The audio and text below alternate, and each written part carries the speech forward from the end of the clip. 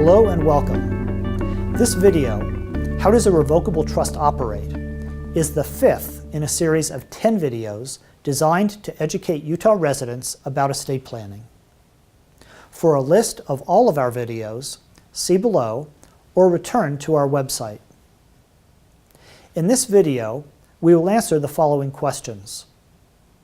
How does a revocable trust, also sometimes known as a living trust, operate during your lifetime? How does a revocable trust operate if you become incapacitated? And how does a revocable trust operate after your death? The basic purpose and function of a revocable trust was discussed in video number 2 of this series. For more detailed information, you can visit our website at utahtrustsandestates.com. While the creator of a revocable trust is alive and mentally competent, she has complete control over her revocable trust and the property held in the trust. She can amend or revoke the trust at any time. She can withdraw property from the trust at any time.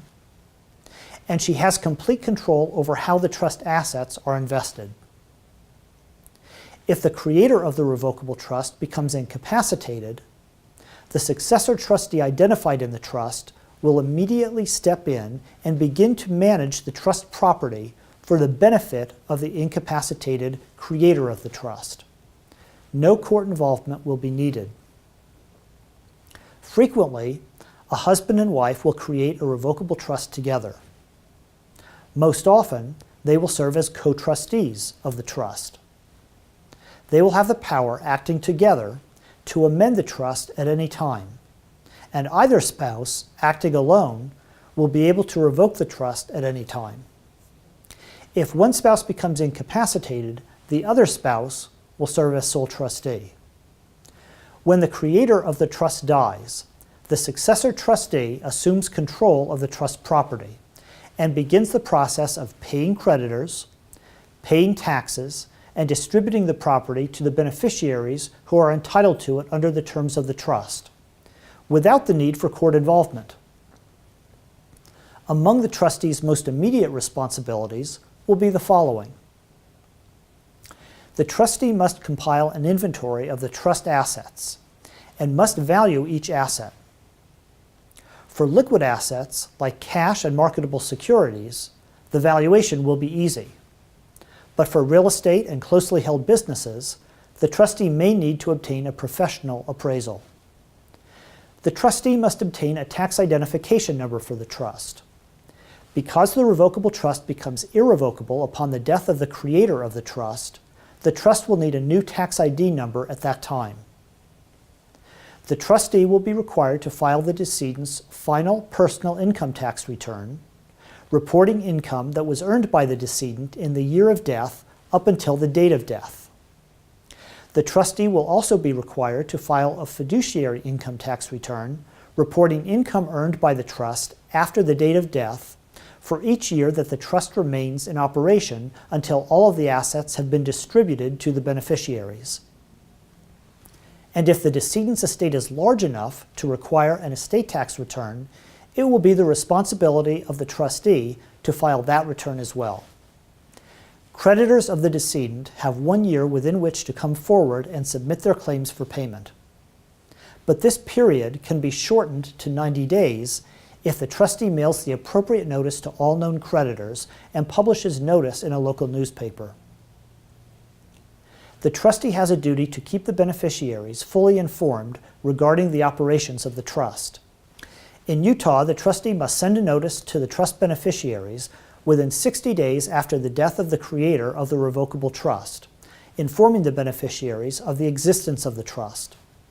A copy of the trust instrument should accompany this notice. The trustee should provide the beneficiaries with an itemized list of the trust assets and their values, as well as trust liabilities, as soon as the trustee is able to ascertain them.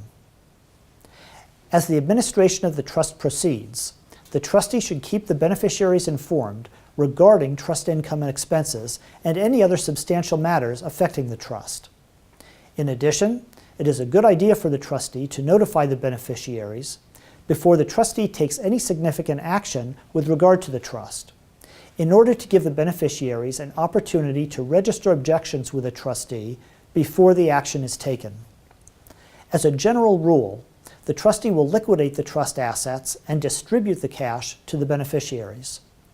In some cases, however, the trust instrument might direct that a particular asset be distributed to a particular beneficiary without first being liquidated. This is known as an in-kind distribution.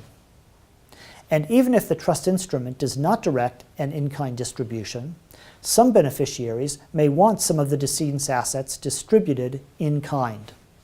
There is no clear answer as to how long is a reasonable period of time to administer a revocable trust after the death of the creator of the trust. It will vary depending on the composition of the trust assets and the complexity of the issues involved. As long as the beneficiaries are kept fully informed, as I just described, they should have a good idea as to whether or not the trustee is moving steadily toward distribution. In most cases, a trustee should probably begin distributing assets to the beneficiaries within 6 months after death, and should probably complete distribution within a year to 18 months after death. That concludes this video. I hope you have found it helpful. For more information on this topic, you can visit our website at utahtrustsandestates.com or call us at the number you see on your screen. If you would like to watch another video in this series, either click on the appropriate link below or return to our website. Thank you.